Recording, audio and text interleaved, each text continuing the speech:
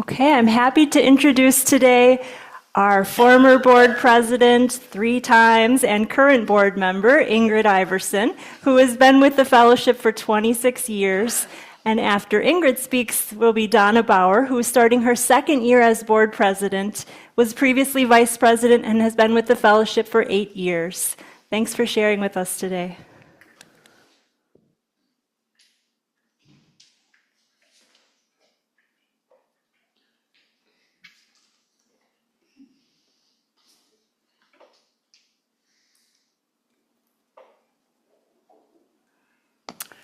Okay, I don't usually stand up here, and there's a reason for that, but I'm really glad to see all of you today.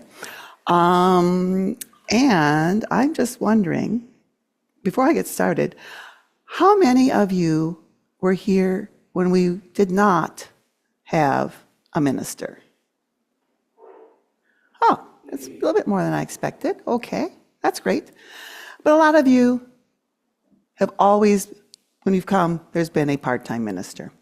So what the service program committee wanted to do was they wanted to make sure people understand this change and what it's like for us. What was it like for us to be a fellowship before? What it's going to be like for us to be a fellowship again, basically a fellowship, no minister. Also reasons why we don't have a minister right now or won't be able to afford one again. So they figured since I've been here for so long, I get to talk about this. So when I first joined this fellowship, I didn't know that fellowship was a special word because I belonged to different Unitarian Universalist congregations, or Unitarian actually to begin with, and they called themselves different things. I belonged to First Society in Madison when I was a little girl, and all of our words were different. We did not have a sanctuary. We had a meeting room. We had the main living room, and we had the west living room. And all these places, people sat around in circles, or sometimes they sat in rows, but it was all different. It was a different type of, it wasn't a normal church type service. We went on Friday night. Then, when my parents moved us to southeast Wisconsin, we joined a church in McWanaco that was called the United Unitarian Universalist Society. And it was called that because it was the first Unitarian Universalist church in the United States, mainly because there were a whole bunch of Universalists who wanted to build a church, and they didn't have much money, so they kind of talked some rich Unitarians into joining them, and so they could build a church. So once again, I thought, okay, that was a society, and it was united, and right, so I just figured when I came here and it was called a fellowship, this was the name people here decided they liked. And I noticed right away that it was a small group. We were meeting on Denton Street, which some people can tell you about, and it was small, and everybody did something. Everybody did something. In fact, you were putting out the chairs, or you're putting the chairs away, or you were making the coffee, or you're washing up all the coffee cups, or a lot of the people got to stand up in front and talk. And I was really afraid that that was a requirement, that everybody at some point would be tapped on the shoulder and said, it's your turn next week. I was so scared. I thought, maybe if I wash enough coffee cups, I can keep away from that. But then I found out later, I started reading more about or learning more about Unitarian Universalist history, and I found out what a fellowship means. And we are an integral part of Unitarian and then UUA history. So I'm going to start with the history part. I'm going to give you a little background on what a fellowship is, and then I'm going to move into why we are changing, why we're going through this phase of renewal once again. So first of all, this fellowship, it was the Unitarian Fellowship, because this was before Unitarian Universalists had merged, except for in McWanago. We were organized in 1951 by Carol Gunderson during the fellowship movement. At that point, meetings were held in the YWCA. So now I'm going to read to you from what the UUA says about us. This was on their website. Not us in particular, but all fellowships. Between 1948 and 1967, Unitarianism experienced a period of enormous growth, perhaps the most significant increase in numbers for any time in Unitarian Universalist or Unitarian Universalist history. 1/3 of the people who joined us during those years came through fellowships. This was like an amazing experiment that the Unitarian Association did. They said that if you had 10 people who experienced or expressed sympathy with the purposes of the American Unitarian Association, had bylaws, and also made an ongoing financial commitment to the AUA, you could be considered a fellowship. You were recognized as a part of Unitarianism. So this is huge. You don't have to have a church. You don't have to have money. You don't have to have a minister. You can just get together and you're part of the Unitarian movement. This was led by Lon Ray Call. He was the minister at large, and Monroe Husbands, who is listed as a lay leader. It provided an excellent vehicle for encouraging interest in Unitarianism in locations unlikely to support a church and professional ministerial leadership. So there are fellowships all across the United States. Many of them began in heartland towns. I think that makes sense. That's us, where universities were located, reflecting a growing interest in individualism, humanism, and social activism. So they were not conceived or intended as churches in the making. They attracted people who are interested in strong degree of participation in their local religious community. Okay, now I'm going to sound like Bruce. Okay, historian Conrad Wright reflected that the husband's work was not to bring these groups under any form of denominational control, but to facilitate their birth, allow them to find their own identity, develop their own style, and produce their own leadership. So I think you can understand why we're different than a regular Unitarian Universalist church. We were set up to be different from the very beginning, and set up to be leading ourselves and deciding which way we would go. By 1958, there were 323 fellowships had been organized, representing 12,500 members. 75% of whom were new to Unitarianism. So you see, also this movement brought lots of new people in. So they differed from churches in a number of ways. I was already talked about this a bit. There's small size, there was greater intimacy, spontaneity, informality, and directness. Do it yourself and lay led. They offered and demanded more personal involvement and participation, more identification with the group, and a greater sense of responsibility for the community's operation. So one person said, yeah, you join an experience rather than an institution. Now, okay, this is what they always say, well, some fellowships had a hard time because they didn't really create a good structure to continue on. I mean, it'd be one group of people, they might be sort of closed, they wouldn't be inviting new people in, they might not have any money, I don't know. But extraordinary numbers survived and even thrived. So this fellowship movement then, this experience influenced the larger, more tightly structured congregations in the association. The fellowships understood from the beginning that lay involvement was encouraged. Shared ministry was the thing. The sharing, though, was among congregants rather than a minister.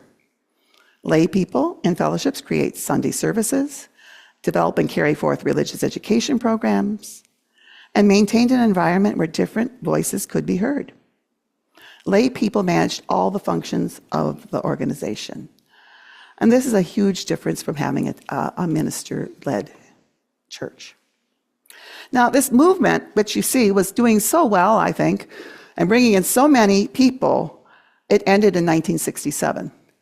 And it says in this little UUA article, it's because the Unitarians and Universalists had merged in 61, and suddenly they had no money, and so they couldn't afford this anymore. I don't know.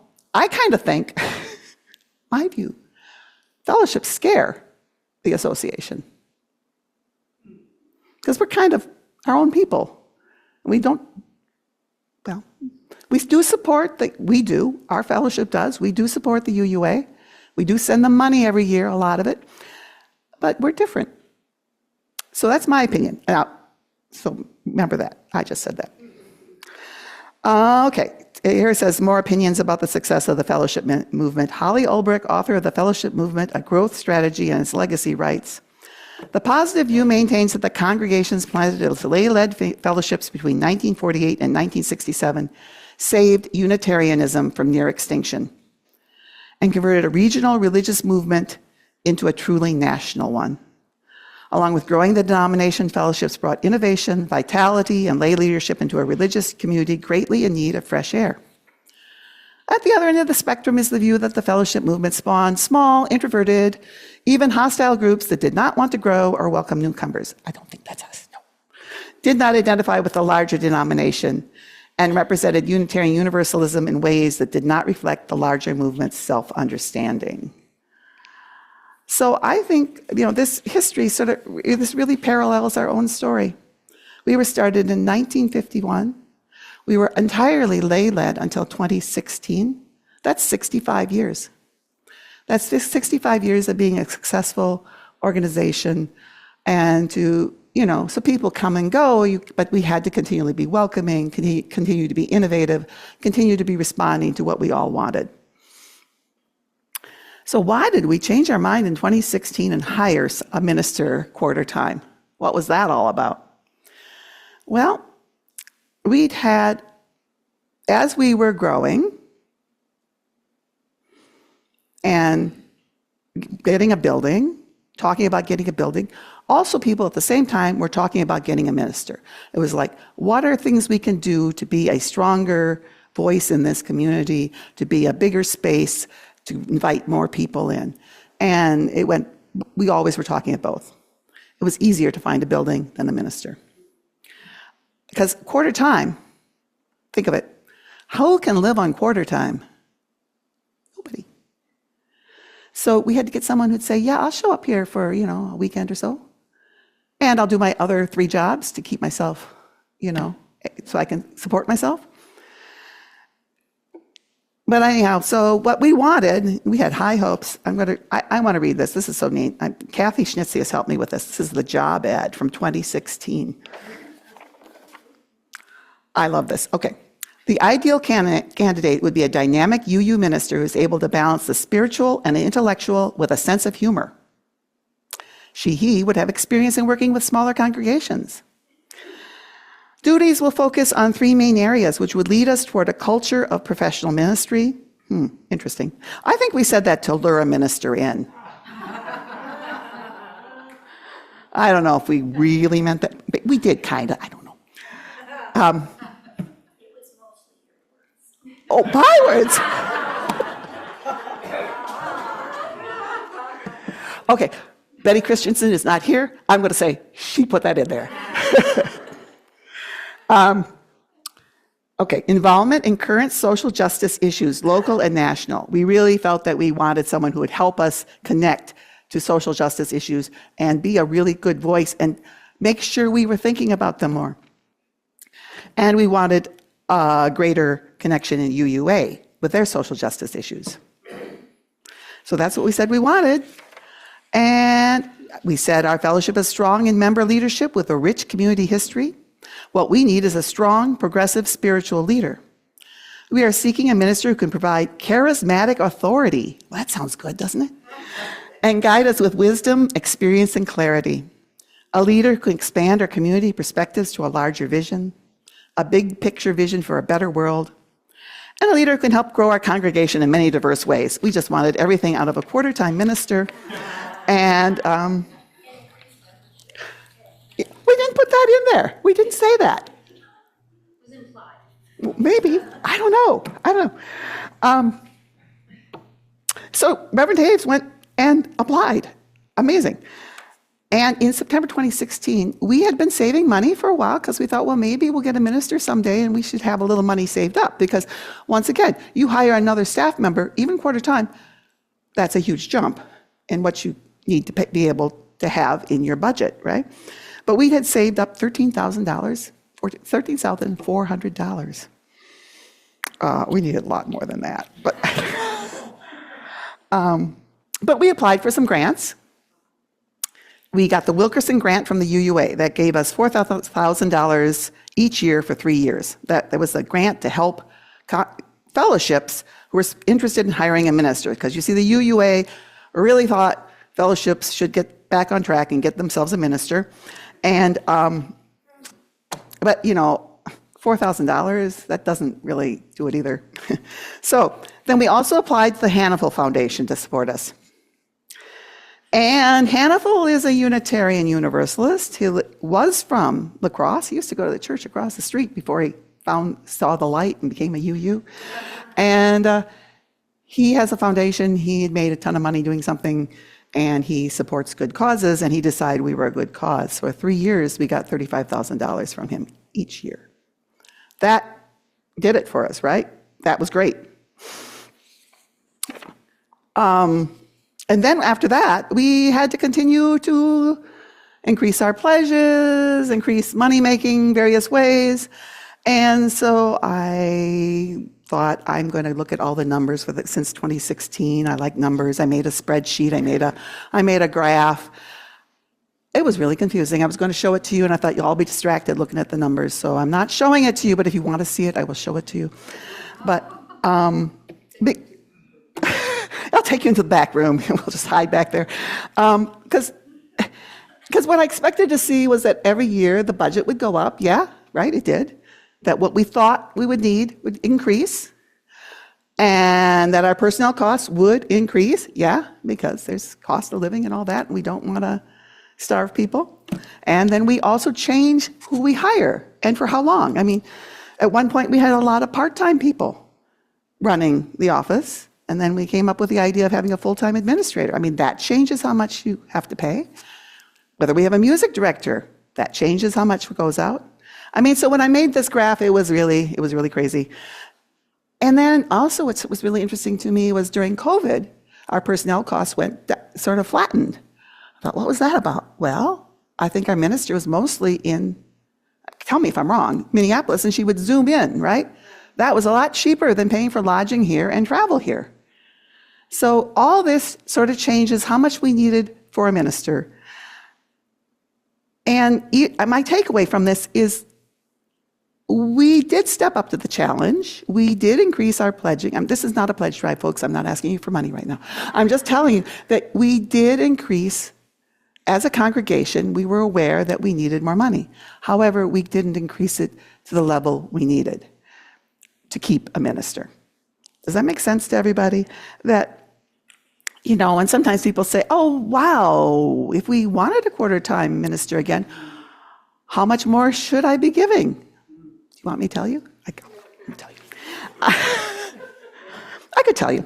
I don't know. See, I haven't been on the board forever. I don't know how many pledge units you have. Pledge units are people who pledge. That could be one person or a couple. I don't know. So I'm just guessing we have 75. Thank you for letting me talk about this. So if we had 75 pledge units and we wanted to get a quarter-time minister again, you'd all have to pledge $400 more a year. Okay, just saying. But maybe you don't, and that's what Donna's going to talk about. She's going to be next, and she's going to talk about all these great ideas and all these things we might do, because we don't have to have a minister. But if you felt at some point that the minister really made a difference to you and you would like to have someone back for a bit, we need to know this. And I think this is going to be an ongoing discussion between all the congregation and the board and finding out where we're going next. And I've always been amazed and impressed with this fellowship. If we want something, we make it happen. This has happened over and over and over again. I mean, we wanted a building because we had children and they had no RE rooms. We bought a building, which was huge, huge. Going from paying $200 a month was a year at Denton Street. Oh, that was like $50 a week. $50 a week. Then we were in the house. And that was more expensive. But I'm just saying, going from a small congregation that didn't have to have any money to one who does, I mean, this has been a growth process. We've stepped up to it. We do what we want. We want solar. Look at that. So I just want to read this quote. Because this renewal is also supposed to be part of our topic, and it's Reverend Scott Taylor again. To be a people of renewal is to ask not simply, how do I refresh, but also, how do I return? The challenge of life is not just about moving forward, but moving forward without losing touch with all we have held dear. So I think that's important for us as we go on with Renewal. And it's Donna.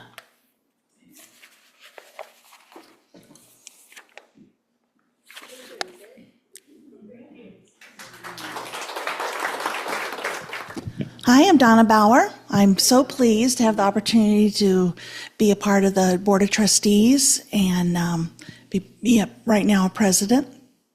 Following in some great footsteps with Ingrid. I've learned so much from her over the years. As a smaller fellowship, we have a lot of positive things going on here. I've attended various UUA, that's the national organization, and regional conferences and seminars over the years, and so many of these leaders have expressed admiration for how we operate and what we are accomplishing compared to other congregations our size, even bigger. So I'm really proud of how we've been doing. In Reverend Bruce's final report to our Board of Trustees, I'm going to quote him. One of the first strengths that I noticed, that's Reverend Bruce talking, about the La Crosse Fellowship was the solidity of its basic bone structure in the form of its bylaws, policies, and procedures, and especially the strategic plan. As a guiding framework, it has served admirably to focus finite resources of money, staff, and volunteer labor in a way that was firm yet flexible, mission-oriented, and open to creative experimentation. And then going forward, he says, without a single minister, even part-time, to serve as a symbol of congregational unity, it becomes all the more important to have a simple shared vision, a focused, memorable mission, and a clear covenant, all of which people can point to and say, that's who we are. Cole's going to put that up for us to see. Yep, that's who we are. We've developed this, we've embodied it, and personified it over, I think these were developed in approximately 2019, so over 5 years now. We've got a lot we want to do, but we've had to make priorities.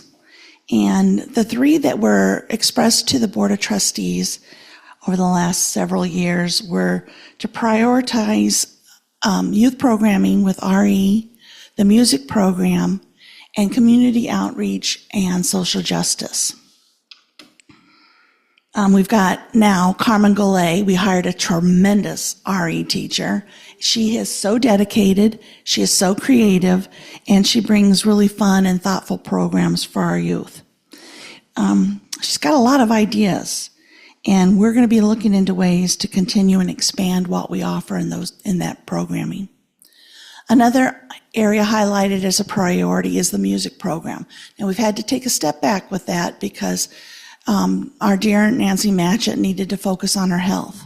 Our third priority, and we do a lot of this, is the social and environmental justice. And I just want to praise that team and the Green Sanctuary team for all the strides they've taken to improve our environmental impact and to educate not only our members and friends, but also the community and what responsible actions can be taken. And they, interestingly, especially the Green Sanctuary coming forward, as I understand it, I've been told, that they are really actively connecting our spiritual ministry into our social justice work. It's not just social justice, it's service. I'd encourage you to take a look at the Green Sanctuary information on our website to see all the stuff that they're doing and what they're planning to do. It's tremendous. We are doing a really good job with participating in events here in the community, and our vision of becoming a more welcoming, dynamic, and diverse community is succeeding. I came to the fellowship 8 years ago with a really deep need for connection and a place for service, and I found it here. And I know there's other people who are looking for the same thing. And so we're actively getting out there and letting people know what we have to offer here. I didn't know where to fit this in, but we were at the Juneteenth celebration celebration yesterday exhibiting, and I had an interesting exchange with a young woman who came to get a temporary tattoo, just washable tattoo. But she had 3 really, really interesting tattoos on her inside of her arm. The first 2 were so well done. I mean, beautiful artwork, expertly implemented, or whatever you say. But the one that was right up by her wrist was the word allow. And I commented on that. I'm like, that's an interesting word to choose. And I really admire that you chose that word. And she said, yeah, she says, but look, it's not as well done as the others. The lines are kind of fuzzy and it's sort of fading in places. She said, but I was going to go in and have him redo it. But then I realized that the word was allow. And I needed to allow life in with all its imperfections. And so when we do social justice events, not only are we serving, but we're being served, because that really touched me. The reason we do all of this, the why, is because we care about our members and friends, and we care about our community. And then I had a bunch of other stuff, but I don't want to take up a lot of time. If you want to read this later, you can. I'm just going to kind of skip ahead. And then I just want to briefly touch on something that wasn't officially a priority, but because those of you who know me know that I'm all about having fun. And I have found a lot of fun here. We have the outdoor hiking group, which I gotta admit I haven't participated in, but I know other people really like it. I am a part of the trivia team, and that's open to everybody any week. It's not, you don't have to come every week. And then we also have a book group, which is coming back in September. We have movie nights coming back in September. There's going to be upcoming game nights, puzzle nights, and we're just going to continue to have fun times together, make friends, deepen our relationships with each other. So I've been wanting to say we've been doing a great job as a 3-quarter lay-led fellowship, and our Sunday service and music team has been creating interesting and innovative services that are bringing visitors and nurturing everyone. And they've been doing it for 3 Sundays a month, and now they're going to do it for 4. There's things like the Poetry Sunday, the Youth-Led Sundays, anyway, bunch of stuff. And that we're going to continue to be a beacon of light to our, oh, it's not up there anymore. But one of our things is be a beacon of light to ourselves and others. Now, I want to acknowledge that there is grief over Reverend Bruce retiring, and the board is responsive and sensitive to that. We will strive to find ways to meet those needs in other ways. For example, our pastoral care team is continuing training and is already somewhat prepared to offer support. So please don't hesitate to let us know what you need. And if we can't provide it, we will find a way. One of the things I really loved about the fellowship when I first found it was it had what I thought, in my mind, equated to TED Talks, if you know what that is. So I learned so much, and I had never had that kind of experience in a faith community. I was just fascinated by that. And a lot of people really enjoy those kind of talks, and we have those, and we're going to continue to have those. But we also, I want to assure you that we also are not going to neglect the spiritual needs of this fellowship. Including our planning is to use our funds to bring in other ministers on a regular basis to provide guidance and inspiration as we seek to grow spiritually. One example is we have the idea of bringing in a UU ministerial intern. So this is somebody that's in school to be a minister. And Reverend Bruce has made initial inquiries on our behalf, so that's a possibility. They would be more affordable, and they'd have all the energy of a young person. Not that I'm saying anything bad about the rest of us. I just realized how that sounded. In all of our lives, we experience transitions, and they're both joyous, and sometimes they're fraught with anxiety. For example, and I am really sorry to bring this up, but in just a couple of months, maybe less, many of the parents here will have to help their children transition from summer back to school. Sorry to remind you. You know, but even in the process of seemingly going back to a regular routine, something that we've done before, just like going back to school, there is positive change and happy surprises, and that's all a part of growing. So I wanted to thank all of you for being a part of growing together here at our UU Fellowship. Your voices are important. You are always invited to participate in any of the ways that interest you or not participate. We're here for everyone. I encourage you to let us know what you enjoy, appreciate, need, and imagine for the future of our fellowship. So it is our tradition to allow time for questions and comments. So I'm going to open that up. We're going to have our tremendously appreciated Celine Donofrio to take the microphone around. So please say your name first, but go ahead and ask your questions, and I'll probably bring up Ingrid and maybe Alyssa. You don't have to, but see if there's a question you want to answer. Come on up. I'm not going to know all the answers. If you're on Zoom, hi, and just put your questions in chat or raise your hand, and Cole will be looking to call on you. He says thumbs up. He's ready for it. Okay. So it's open to you guys. Well, as one of the, Julie. Julie's my name. As one of the oldest, well, not less energetic, but longest member